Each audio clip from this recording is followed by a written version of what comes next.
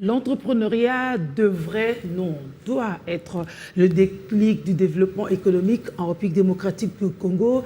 La bonne coïncidence, c'est le fait de la mondialisation qui, elle, offre justement l'ouverture à l'économie tant nationale qu'internationale. On se poserait les questions de savoir avec quel entrepreneur parvenir à cette fin, mais aussi quelle est la procédure alors que 64 ans après l'indépendance, la République démocratique du Congo attend la fabrication de ses propres entrepreneurs. Une question cruciale de société qui se pose dans ce dossier de la rédaction. Madame, Monsieur, bienvenue à la moment. Merci Julie Sefou. Raphaël Djiné, entrepreneur, directeur général de iLead Global et Dispensation Investment Group. C'est lui qui sera notre invité de ce soir. Bienvenue, monsieur Raphaël Djiné. Merci, Alain. Alors, racontez-nous en quoi vous êtes entrepreneur, comment ça se fait? En effet, je suis, comme beaucoup me connaissent, au nom de Master Coach, je suis un entrepreneur qui a, je peux dire, fait les preuves sur le terrain. Et aujourd'hui, nous prenons les mêmes connaissances que nous appliquons pour avoir des résultats pratiques. Et nous passons ces connaissances aux autres entrepreneurs. Et c'est ça qui a donné l'objet de notre établissement iLead Global. Et le gouvernement congolais vient à peine d'être investi. Et parmi ses priorités figure l'emploi des jeunes. L'emploi des jeunes à travers l'entrepreneuriat. Comment l'entrepreneuriat peut créer des emplois, surtout en République démocratique du Congo? Monsieur Alain, moi je pense déjà que la création d'emplois doit passer par la création des entreprises.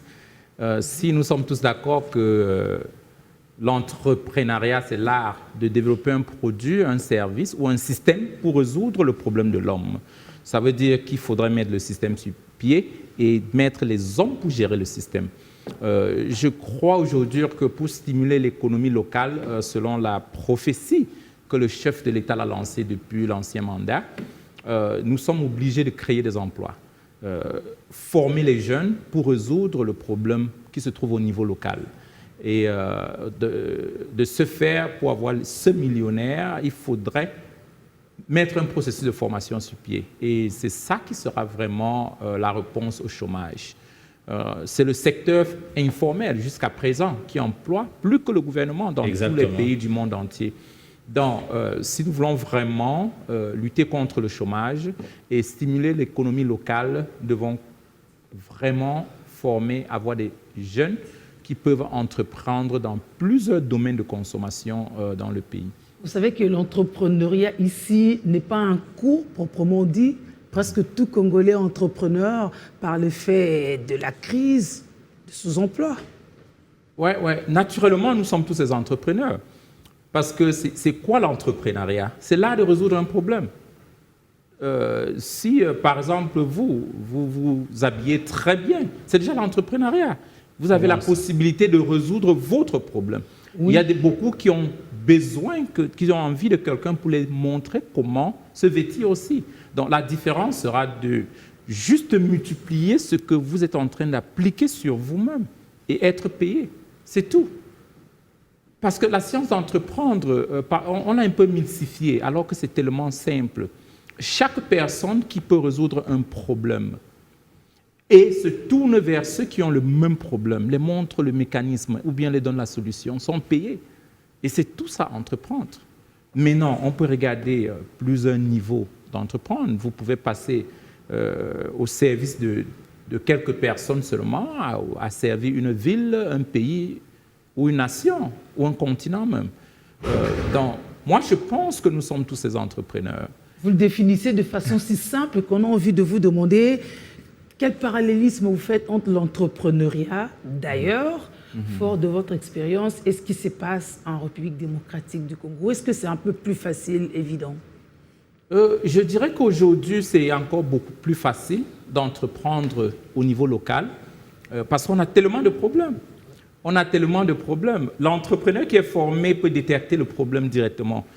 Ça m'a pris presque 2 heures de temps pour partir de mes bureaux jusqu'ici. Et puis, je me demande, attends, c'est un problème et chaque problème doit être une opportunité. Quelles sont les opportunités que j'ai vues dans ce seulement dans ce fait de me déplacer. Je suis sûr que beaucoup sont prêts à payer 3-4 fois le prix pour arriver à temps. Donc, directement, ça me donne des idées. Est-ce qu'il y a d'autres moyens de se déplacer dans la ville de Kinshasa? Vous créez vos TGV, c'est ça, avec quelle route? Les hélicos, les voilà, avions. pour... Non, mais il faut penser à tout. Il faut penser à tout. Il faut déjà se dire, OK, quelle est la méthode la plus facile pour résoudre ce problème? Il n'y a pas de route, il y a l'embouteillage, il y a les bouchons. J'ai vu comment les gens venaient au sens uni. Qu'est-ce qui peut être la solution? Donc, moi, je ne connais pas très bien. Je sais qu'il y a le fleuve, il peut y avoir des déplacements en hélicoptère. Pourquoi pas? Si on propose, les gens vont payer. Donc, c'est comme ça que l'entrepreneur doit penser. Et aussi, ceux-là qui sont dans l'embouteillage, comment est-ce qu'on peut capitaliser pendant qu'ils sont dans l'embouteillage? Peut-être s'il y a une autre radio maintenant qui survole et dit là où il y a des embouteillages et propose là où il y a moins d'embouteillages. Ouais, ça c'est l'infotrafic qu'on fait. Oui, mais il y a des heures précises. Flash, ouais. Donc, on ne rentre même pas dans les frais, sinon, bon, les gens ils sont juste informés. Ouais. Et puis, c'est ça l'entrepreneuriat. C'est ça l'entrepreneuriat. Là, de résoudre le problème de l'homme. L'autre jour, je marchais un peu, je suis passé vers on se baladait, nous sommes passés vers la Chine populaire, mais j'ai vu des foules de gens qui se déplaçaient sous le soleil, mais il n'y a personne qui vendait de l'eau bien glacée, quelque chose de frais, coca frais, juste bien organisé. L'entrepreneuriat, ce n'est pas la magie. Vous regardez l'homme, vous vous dites, OK, qu'est-ce qu'il peut avoir besoin de ça? Et vous proposez des solutions. C'est aussi simple que ça. Et surtout quand on a un gouvernement qui encourage, qui facilite, et c'est laisser aux entrepreneurs d'imaginer et développer des solutions. Vous avez évoqué tout à l'heure la question de la formation. Malheureusement, ici en République démocratique Congo, comme vient de dire Julie Sefou, la plupart des Congolais deviennent entrepreneurs juste parce qu'ils n'ont pas un emploi, juste parce qu'il faut nourrir ou nouer les 2 bouts du mois. Et que faire pour vraiment avoir toutes ces matières? Ce qui est très, très dangereux aujourd'hui, M. Alain, c'est que 95% d'entreprises ferment avant 5 ans. Maintenant, les gens sont en train de vouloir pousser jusqu'à 98%. Donc, 98%, dont 2 réussissent. Vous parlez du cas de la RDC? Non, dans le monde entier. Mondialement. Okay. Dans le monde entier. Maintenant, pourquoi presque 98% d'entreprises ferment? Et quand on parle de 90% d'entreprises qui ont fermé, on parle de quelqu'un qui a pris, les parents qui ont donné l'argent à l'enfant d'entreprendre, peut-être 10 000, 100 000, c'est parti, ou 1 million. Quelqu'un qui a pris toutes les ressources, l'économie de la famille, la femme, qui vendent des parcelles, ceux qui ont vendu des parcelles, tout ça, et l'argent est parti, et ils sont frustrés. Ma question, c'est quoi? Est-ce que si je vous donne le manuel, comment piloter un hélicoptère, je vous explique, appuyez le premier bouton pour démarrer, faites ceci, faites cela, et je sors de l'hélicoptère, je vous laisse seul, est-ce que vous pouvez essayer de décoller, de bouger cet hélicoptère? Il faut la pratique, hein? Vous allez sortir, vous allez me suivre parce que vous allez vous tuer. C'est exactement ce que les gens sont en train de faire aujourd'hui. Les gens sont en train de prendre le risque de se proclamer docteur spécialiste sans se former. L'entrepreneuriat, l'art d'entreprendre, ce n'est pas quelque chose qui vient naturellement. Ce n'est pas une croissance naturelle. On apprend des mécanismes de ces erreurs qui ne risquent rien à rien. Ouais, ben, on peut apprendre de ces erreurs, mais combien est-ce que vous voulez payer pour apprendre vos erreurs? Est-ce que, Madame Julie, si je vous amène maintenant, je ne sais pas, je vous prends votre sœur ou votre fille qui a un problème dans le cerveau, est-ce que vous pouvez essayer de l'opérer pour apprendre de cela? Moi, je crois que la réponse sera non. Donc, je pense qu'aujourd'hui, plus que jamais, on doit sensibiliser les entrepreneurs de se former. C'est mieux, ce sera plus facile pour moi, si je veux me lancer dans le journalisme, de vous contacter. Vous allez m'épargner 20 ans d'erreurs. Pourquoi je veux prendre 20 ans de ma vie et mon argent et tout pour aller risquer? Alors que quelqu'un qui l'a déjà fait, qui connaît le chemin, peut me montrer le chemin. Donc, la formation est capitale. Dans tous les grands pays, il y a les écoles là où on apprend à entreprendre. Comment détecter un client, comment développer un produit, comment lever les fonds, comment faire du partenariat stratégique gagnant-gagnant. L'entrepreneur qui ne connaît pas, comment est-ce que vous allez négocier si vous n'avez jamais appris à le faire? Apparemment, vous élevez déjà le niveau. Revenons les 2 pieds sur terre en République démocratique du Congo, à Kinshasa, où les gens se débrouillent. Comment devraient-ils faire pour se mettre à niveau? Je pense que nous avons déjà une solution. Il y a un programme dans notre école de 365 où l'entrepreneur doit apprendre chaque jour pendant 1 heure de temps. Où nous avons lancé un programme de 1000 entrepreneurs gratuits. C'est une bourse que nous sommes en train de donner aussi pour booster l'économie locale. Il y a beaucoup qui se sont déjà formés à l'école de 365 et aujourd'hui nous invitons beaucoup aussi à se former. Je crois qu'il doit aussi y avoir d'autres écoles qui enseignent l'entrepreneuriat. Mais vous voyez quand une entreprise... Pourquoi pas intégrer ça par exemple dans le cursus universitaire, ou peut-être dans même plutôt encore, déjà avec le LMD. En effet, tous les pays devaient avoir vraiment l'institut supérieur pour former les entrepreneurs, ceux qui peuvent entreprendre. Des gens qui peuvent aller apprendre, OK, comment je détecte le produit, le service, comment je détecte le problème, comment je développe un modèle d'affaires, comment est-ce que je peux chercher des partenaires stratégiques, comment je peux lever les fonds au niveau local à l'international. Mais tout ça, quand l'entrepreneur ne connaît pas, dès le premier jour, il est buté. Vous ouvrez l'entreprise, vous êtes buté. Comment gérer ses employés? Et comment grandir aussi en tant qu'entrepreneur? Parce que votre entreprise ne peut pas être plus grande que vous. L'entrepreneur doit se former continuellement. Parce que le client mute aussi. Le client change chaque fois. Le costume que vous aimiez il y a 20 ans, ce n'est plus le même costume que vous pouvez acheter aujourd'hui. Donc, vous avez déjà muté. Quelqu'un qui n'a pas la possibilité, la capacité de vous suivre, perdra les clients et puis fermera l'entreprise. Donc, nous croyons que la formation, elle est capitale. La formation est capitale, le financement l'est également. Dans un pays où, pour avoir accès au crédit, il faudrait penser à 18% lorsque vous allez rembourser, ça freine même l'entrepreneuriat. Je ne dirais pas que ça freine parce que l'entrepreneur, c'est celui qui développe les solutions. Si on est buté à 18%, maintenant la question c'est, OK, comment est-ce qu'on peut utiliser 18% et toujours s'en sortir? C'est d'abord ça la question. Et l'entrepreneuriat, quand vous êtes déjà en train de parler des levées de fonds pour son entreprise. Parce qu'ici au Congo, les banques donnent des crédits à un taux de 18% par exemple. Pour un débutant, ce sera difficile. Non, permettez que je vous surprenne avec quelque chose. Allez-y. Nous avons combien de banques au Congo à peu près? Une vingtaine. Nous avons combien de citoyens au Congo? Bon, ça, on ne sait pas trop. À peu près... disons 120. 100 millions, 120. Ouais. Nous avons combien de personnes qui peuvent avoir 10 000 $ dans leur compte au Congo? Au moins 40 millions qui peuvent avoir 10 000 $. Okay. Si je viens voir M. Alain maintenant avec un bon projet et je lui dis, tu viens avec moi dans ce projet, tu mets 10 000 $, vers la fin d'année, tu auras 12 000 $. Voilà comment ça va se passer et je ne veux pas perdre ton argent. Est-ce que vous pouvez vous investir? Que de laisser cet argent à la banque et avoir moins de 100 $ à la fin d'année, moins de 50 $ à la fin d'année. Il y a le facteur chance ici qui intervient. Confiance aussi. Non, mais si le produit est bon, ce n'est plus une question de confiance. Si je vous dis, voilà, il y a un magasin à la Gombe qui vend les cellulaires, peut-être iPhone, à 300 $. Je peux prendre ce téléphone et aller à l'université et vendre à 350 et 400 $. Achetez-moi 10 téléphones. Le soir, je reviens vous donner 25 $ par téléphone que vous avez acheté. Est-ce que vous allez le faire? Si vous savez là où j'habite, et puis j'essaye, je respecte ma promesse. Le problème, ce n'est pas où trouver de l'argent.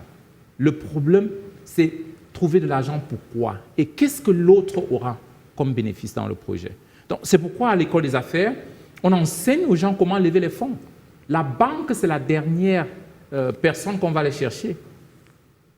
On ne commence pas l'entrepreneuriat en allant chercher les fonds. Parce que les fonds, ce n'est pas ça qu'il faut pour déployer un produit. C'est d'abord les idées et la stratégie.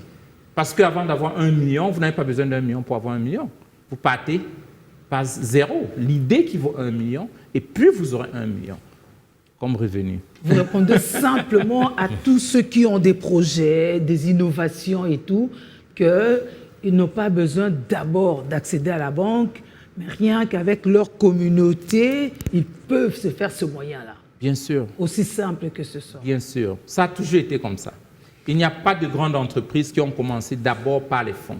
Peut-être à votre 3e, 4e entreprise, parce que vous avez déjà fait vos preuves, vous pouvez commencer par susciter les fonds, mais tout commence d'abord par...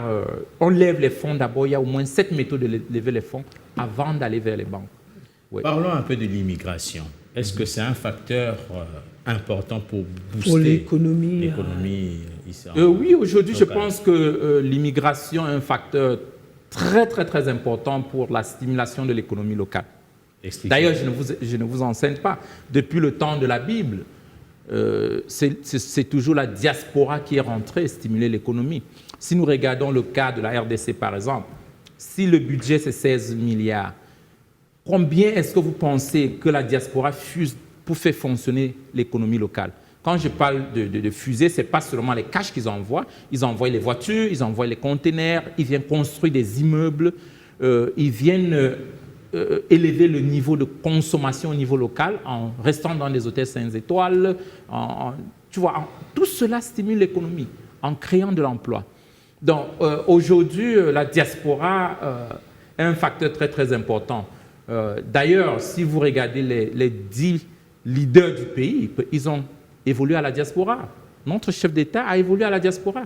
C'est pourquoi aujourd'hui, il est très à l'aise sur le plan mondial. Vous ne pouvez pas l'intimider. Donc, l'entrepreneur local doit s'exposer dans le marché mondial. La compétition n'est pas locale. On étudie et on voit les choses d'une façon globale, mondiale, et on l'applique d'une façon disciplinée au niveau local. Donc lui, c'est un entrepreneur local, mais qui pense globalement. Oui. Alors comment il fait pour relever les défis? Moi, j'aime apprendre de ceux qui ont réussi. Regardons le cas de la Chine. 35 ans en arrière, la RDC aidait la Chine. Mais aujourd'hui, les entrepreneurs chinois sont en train de nous vendre les costumes, sont en train de nous vendre les vêtements, Make in China, en RDC. Ils ne regardent pas le marché seulement sur le plan de la Chine ou de leur petit village Canton, par exemple. Ils voient le marché africain, ils voient le marché de la RDC. C'est pourquoi ils s'en sortent. Tout ce qu'ils produisent, ils ne vendent pas seulement sur le marché local, mais ils ont compris que le marché local paye correctement. Donc, je pense que ça doit être la même chose pour notre jeune cultivateur qui cultive le piment peut-être dans le Bas-Congo. Il doit être en mesure de vendre dans le Bas-Congo, vendre à Kinshasa, vendre à New York, vendre à Paris, parce qu'au fur et à mesure qu'il se déplace de là où il a produit vers la grande population et la population qui a un pouvoir d'achat plus élevé, il sera mieux récompensé pour mieux continuer son travail. Donc, et là, il faudra aussi que ces pays-là puissent donner des opportunités à travers des lois pour ouvrir ce champ aux entrepreneurs congolais. Mais les pays, l'entrepreneuriat, c'est l'art de résoudre des problèmes.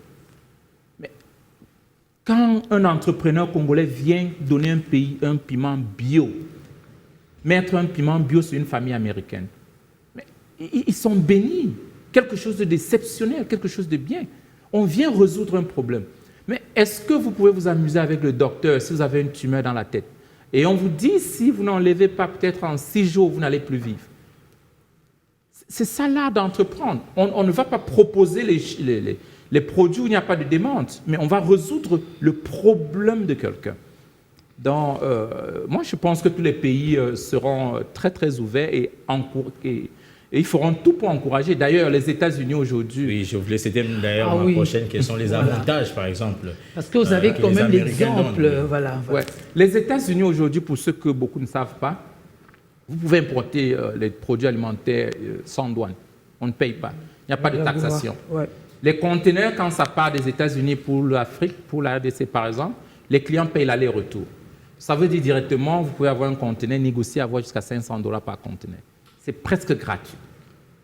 Vous prenez le tapioca, Seulement le tapioca, vous faites un conteneur de tapioca, vous allez vendre 20 fois plus que le prix du marché local. Tu vois, c'est de regarder d'une façon globale. Ouais. Nous avons des chaînes de supermarchés comme des Publix, Kroger, Walmart. Le problème avec les clients, c'est est-ce que vous pouvez vraiment livrer. Ce n'est pas si on peut acheter votre... Que ce soit le café, du gingembre, tous les denrées qu'on consomme, même l'huile rouge. C'est demandé et c'est attendu. Mais est-ce que l'entrepreneur local peut livrer? C'est ça le problème. Et avec ce que nous sommes en train de faire aujourd'hui, 2 fois par an, amener les entrepreneurs, s'asseoir avec les industriels, ceux qui sont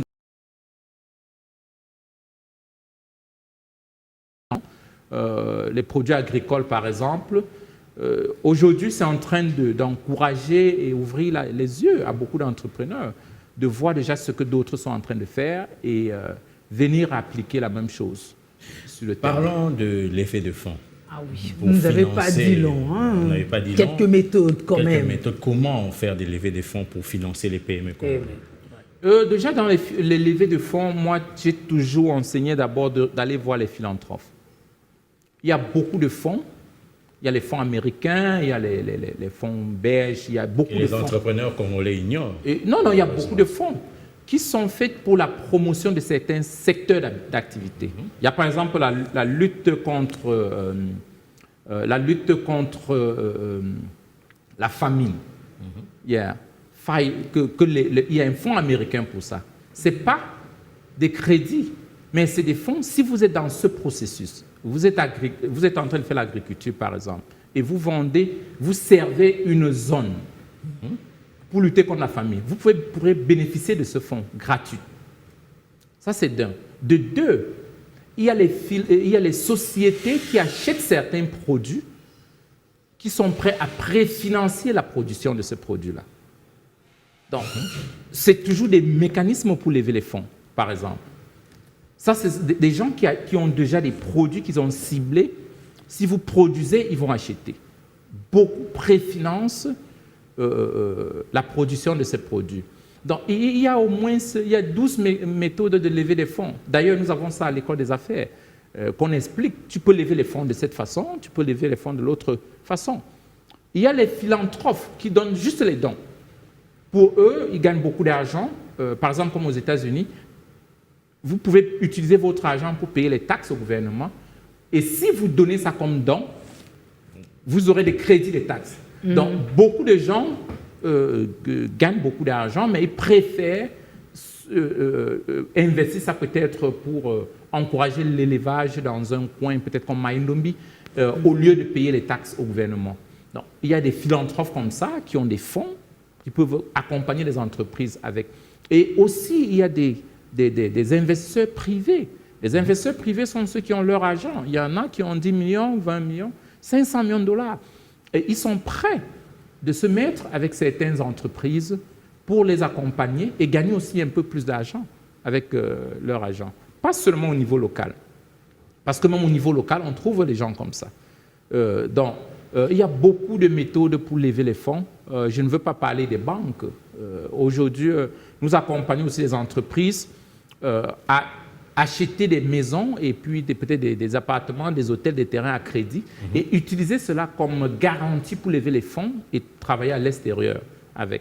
Donc, l'entrepreneur doit développer des mécanismes pour lever les fonds. La banque doit être la dernière solution. Et surtout la banque locale, parce que vous avez parlé de 18%. Oui, exactement, c'est exorbitant pour les PME. C'est là peut-être qu'on évoquerait le climat des affaires. Ouais. C'est peut-être ça le vrai problème pour les entrepreneurs locaux. Il y a trop de taxes, trop d'impôts selon les locaux. Et ça étouffe. Ça ne favorise pas, au contraire, ça renforce ce qu'il y a d'informel dans ce marché de l'entrepreneuriat. Plus de 80% n'existe pas sur papier. Si vous regardez dans d'autres pays, aux États-Unis, quand vous êtes à $1 million de revenus, vous êtes environ à 60% des taxes. Donc, vous faites 1 million, vous donnez 60 000. Combien 600 000. 600 millions. 600 000. à l'État. 400 000 pour vous. Ouais, 400 000 pour vous. Est-ce que vous pensez que c'est la même chose en RDC? Je crois que c'est beaucoup moins en RDC. C'est peut-être Mais peut-être que là, c'est légal. On connaît les circuits et on connaît le retombé.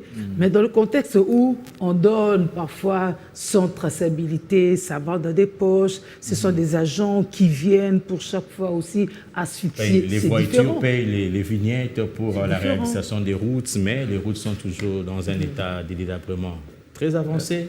Bon, je pense que si vous regardez où les choses sont aujourd'hui et puis vous regardez 20 ans en arrière, vous tirez la conclusion que c'est beaucoup mieux aujourd'hui qu'il y a 20 ans. C'est vous qui le dites, hein? C'est vous qui le dites, parce que hier, on a quand même eu des entrepreneurs, des commerçants congolais qui ont résisté quand même sur des dizaines d'années. Aujourd'hui, c'est quand même difficile. Il n'y a presque pas d'entreprise congolaise, d'entreprise familiale. Ça, on a mis la croix dessus. Madame Julie, quelque chose que j'aimerais que vous devez comprendre, c'est quoi? Une entreprise qui n'a pas développé des systèmes, des systèmes pour continuer à grandir, meurt. Beaucoup d'entreprises sont ce qu'on appelle people-based company. People-based, c'est quoi? Tu sais faire. Le jour que tu te fatigues, l'entreprise est finie. Aujourd'hui, on enseigne aux gens de faire le system-based company. Quand c'est un système, que ce soit vous ou M. Alain ou nos enfants ou les grands-enfants, il y a un système, il y a une procédure, il y a la façon de faire. L'entreprise n'est pas basée sur une personne. Parfois, je connais des entrepreneurs qui ont peur de leurs employés parce que cet employé est la seule personne qui peut faire la chose. Et je lui dis, mais attends, tiens, tu n'as pas un SOP, tu n'as pas une façon de faire les choses, tu n'as pas une procédure de formation et d'implémenter la solution que tu le fais. Donc, moi, je ne peux pas accuser le gouvernement parce que les entreprises tombent. Ce n'est pas au gouvernement de former les entrepreneurs. Ce sont le chef d'entreprise. Nous ne sommes pas sur le financement, nous sommes sur l'argent. C'est la solution qui nous donne l'argent. C'est le produit qu'on délivre. C'est la réponse que nous apportons à l'homme qui lui pousse à nous donner de l'argent. Donc, je me dis que l'entrepreneur doit avoir un programme de formation. L'entrepreneur doit avoir un système pour délivrer ses solutions, pour continuer à générer les revenus. Donc, au moment où le système n'existe pas et l'entreprise est basée sur une personne, l'entreprise peut mourir à tout moment. Parce que quand il n'y a pas la personne, il n'y a plus d'entreprise. C'est un très bon point que vous avez énuméré. Quand on regarde 50 ans, 80 ans, on ne voit pas une entreprise qui a dépassé 10 ans. C'est parce que justement, il n'y a pas de système. C'est ce que vous, à DIG, vous essayez de faire pour être sûr de la pérennisation. Et c'est ce que vous recommandez aux Congolais, aux autres Africains aussi. Il faut un système. Il faut un système de fonctionnement. Donc, c'est très capital pour le fonctionnement de l'entreprise. On ne peut pas penser que naturellement, les choses iront naturellement. Non. On doit être très intentionnel quand on est chef d'entreprise et suivre le processus. L'entreprise, c'est comme une vie, c'est comme une personne. Tu dois bien la nourrir, tu dois t'occuper d'elle et l'entreprise change de cycle. Il y a ce qu'on appelle le cycle de vie de l'entreprise. À un moment, tu implémentes, à un autre moment, tu fais grandir et à un autre moment, tu ne peux pas seulement continuer à grandir sans scale. Tu dois penser équipe. Et à un moment aussi, tu deviens un peu vieille entreprise. Qu'est-ce qu'il faut faire pour te rattraper avec la nouvelle génération? Pour te requinquer, pour te moderniser. Exactement. Vous continuez à faire les choses de la même façon, vous allez fermer. Prenons l'exemple de Orange. Quand Orange est venu en RDC, qu'est-ce qu'ils faisaient? Ils vendaient les téléphones. Aujourd'hui, ils sont des banquiers. C'est Orange Money maintenant. Ils détiennent tellement d'argent dans leur bourse, mais ce n'est pas ce qu'ils sont venus faire. Ça, apparemment, ils ont pivoté graduellement. Monsieur Raphaël Djiné, nous allons parler de vous. Nous avons présenté juste au début de l'émission comme directeur général de iLead Global et Dispensation Investment Group. J'espère que je n'ai pas massacré. Non, Global très bien. C'est quoi exactement? Quand avez-vous commencé? Qu'est-ce que vous faites concrètement? En effet, j'ai commencé par le transport dans l'État d'Atlanta. Aux États-Unis? Oui, aux États-Unis. On est parti d'un camion à plus de 200 camions. Vous alliez ramasser quoi? Des pommes de terre? On faisait beaucoup plus dans le déménagement et le fret. Oui, on transportait les gens d'un État à l'autre. Et après, je suis entré aussi dans l'immobilier. Donc, on fait l'immobilier, on construit, on développe les cités et on achète des grandes parcelles, 1000 hectares, 200, 300 hectares. On découpe en 1 hectare, on lotit pour vendre. Donc, ça, c'est les 2 activités. Nous sommes aussi dans l'accompagnement des entreprises par la formation, l'accélération, les levées de fonds pour l'entreprise.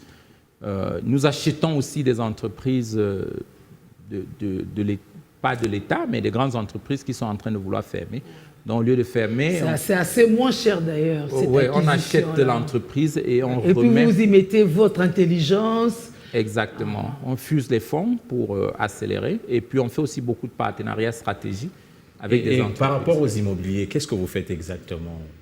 Dans l'immobilier, nous faisons les développements des quartiers. Ça veut dire on prend 300, 400 hectares, on divise en 1 hectare, et puis on vend aux différents individuels qui peuvent... Même les Congolais aussi peuvent accéder dans ce marché. Oui, nous avons beaucoup de Congolais qui sont nos clients. D'ailleurs, chaque année, on fait venir tous nos clients aux États-Unis, à Dallas, pour la cérémonie de visite et d'inauguration.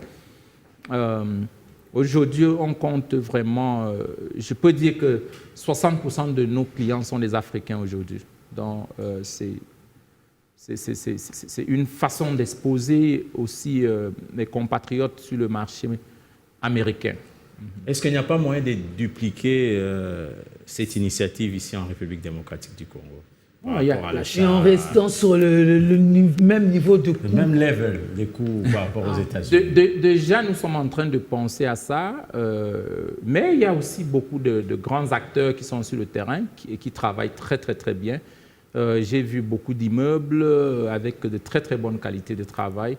Je crois que dans le futur, on va commencer le même processus au niveau local. Et vous êtes aussi dans la levée des fonds au bénéfice des entreprises locales. Est-ce que vous avez déjà levé des fonds pour combien d'entreprises congolaises? En effet, je ne sais pas si... On sera les Nous, on pourrait être les premières. C'est quoi les conditions? Expliquez-nous. Les derniers mois, les hommes d'affaires qui ont investi aux États-Unis, parce que c'était notre première piste, on a quand même un peu plus de 300 millions de receivables, que ce soit dans des maisons, des terrains. Donc, on les a donné l'opportunité de faire les achats jusqu'à ce niveau. Donc, je pense que dans le futur, on a quelques entreprises avec qui nous sommes en train de travailler doucement. Donc, d'ici peu, on pourra vraiment accélérer aussi au niveau local. Et on vous a aussi présenté comme coach. Que faire pour avoir parce qu'on c'était un cours qu'on a eu voilà. Gratuitement. Là où il y avait 12 méthodes, je n'avais évoqué que 2. Les 10, on pourra venir suivre. Bien sûr. En effet, ce que je fais en tant que Life Intervention Coach et coach d'affaires, je suis déjà issu de la John C. Maxwell et Tony Robbins Institute. Tony Robbins, pour ceux qui le connaissent, c'est un des conseillers stratégie des chefs d'État pour la stimulation de l'économie locale. Il est mon mentor direct. J'ai aussi travaillé avec Bob Proctor dans le développement personnel, la capacité de déchirer les paradigmes pour voir grand et accomplir de grandes choses. Nous avons une école qui s'appelle l'École des coachs. Je crois qu'on a formé déjà plus de 300 personnes ici en RDC qui s'en sortent vraiment très, très bien. L'école a beaucoup duré en ligne, donc c'est tous les vendredis. On travaille sur les différents domaines de la vie, comment créer la richesse en délivrant les produits et les processus. Donc, l'école des coachs, c'est une école. Les gens pourront regarder sur notre site internet et avoir plus d'informations. Où on capacite les gens de comment développer leur leadership, comment se préparer pour faire face à la vie. Parce que la réalité, c'est que personne n'est né avec un manuel de vie. Et nos problèmes viennent d'une façon différente. Mais il y a une stratégie, un mécanisme qu'on peut utiliser pour développer ou s'outiller pour commencer à développer ces problèmes, résoudre ces problèmes de l'intérieur à l'extérieur. Donc, c'est un peu ce sur quoi on travaille au niveau de l'école des coachs. Vous avez la capacité d'étendre aussi ces formations, ce partage d'expériences et des notions jusque dans nos provinces aussi? À l'intérieur du pays. À l'intérieur du pays, nous avons ce qu'on appelle les représentants de provinces. Aujourd'hui, nous sommes en train d'accélérer le processus pour être présents dans les grandes villes des provinces aussi.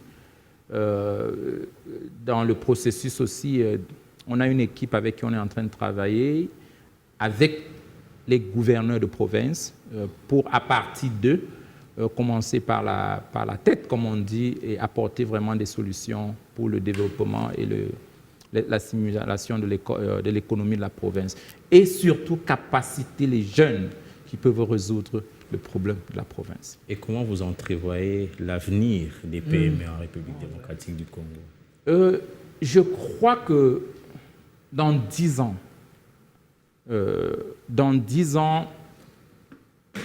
la RDC aura peut-être les meilleurs entrepreneurs que dans beaucoup d'autres pays. Regardez le cas du Nigeria. Le Nigeria a été servi par la diaspora. Le Nigeria importait les solutions dans le pays. Mais un chef d'État, il est venu, il a dit non, nous devons faire des hommes d'affaires. Et ils ont mis un processus sur pied pour vraiment déployer les hommes d'affaires. Personne ne peut résoudre le problème de l'homme local mieux que celui qui est avec lui. Et directement, vous savez, quand le problème est résolu au niveau local, les fonds restent aussi au niveau local. Et directement, ça stimule l'économie. Donc, la position de la RDC elle est très stratégique dans l'Afrique aujourd'hui. Nous pensons que dans l'Afrique francophone, la RDC sera New York de l'Afrique francophone. Et beaucoup d'autres pays aussi viendront comme dans le temps, quand il y avait les trades, ce sera le centre de trade. Et directement, la position de l'entrepreneur local sera beaucoup importante. Et puis, sur le plan mondial, aujourd'hui, nous sommes en train d'aller des voitures électroniques, tout est différent, mais et puis les ressources dont on a besoin dans le monde pour le faire se retrouvent en RDC. Donc, il y a beaucoup de choses qui vont se passer dans les 10 prochaines années. Certains vous voient en train de rêver, ils se disent, est-ce que vraiment ils voient la RDC? C'est pas utopique. Alors, qu'est-ce que vous dites aux Congolais, parce que c'est à eux que revient cette charge, étant donné que ce n'est pas l'État qui va faire ces millionnaires, sinon mettre le cadre, nous insistons aussi. Mais qu'est-ce que vous dites aux Congolais eux-mêmes qui tardent à comprendre et à se mettre au pas, alors que plus c'est le chaos, mieux il y a des opportunités, on en a parlé ici. La réalité, c'est que si tu es peut-être Congolais et tu as 50 ans ou 45 ans, je te dirais que tu as déjà mangé un bœuf seul. Mais comment est-ce que tu as mangé le bœuf? Tu n'as pas avalé tout le bœuf. Tu as mangé des morceaux. Aujourd'hui, tu as mangé un bœuf. Il faut commencer là où on est. Parce que quand on parle de fait d'avoir fait 1 million, les gens se disent « Oh non, mais comment je peux faire 1 million ?» Non, fais d'abord 10 000. Après, tu fais 100 000. Après, tu fais 1 000 $. Après, tu fais 10 000. Après, tu vas faire 1 million. Le fait, c'est de commencer. La connaissance sans action n'a pas de résultat. Quel qu'en soit ce que tu connais, ça ne peut pas t'aider. D'ailleurs, ça te confuse. C'est pourquoi l'action est capitale. L'action est capitale. Et quand tu mènes l'action, ne cherche pas la perfection seulement. Fais d'abord quelque chose. Mais si je veux partir d'ici jusqu'à l'aéroport à 22 heures, est-ce que mon véhicule peut me montrer l'aéroport? Je sais que je dois aller à l'aéroport, mais j'aurai juste quelques mètres de visibilité. Mais la différence, c'est qu'au moment où je commence à bouger, les choses deviendront claires. Donc, l'entrepreneur doit mener des actions. Plus vous menez des actions, plus vous aurez le résultat attendu. Et il ne faut pas attendre à avaler tout le bœuf une fois. Vous n'y arriverez c'est ça même qui est pas.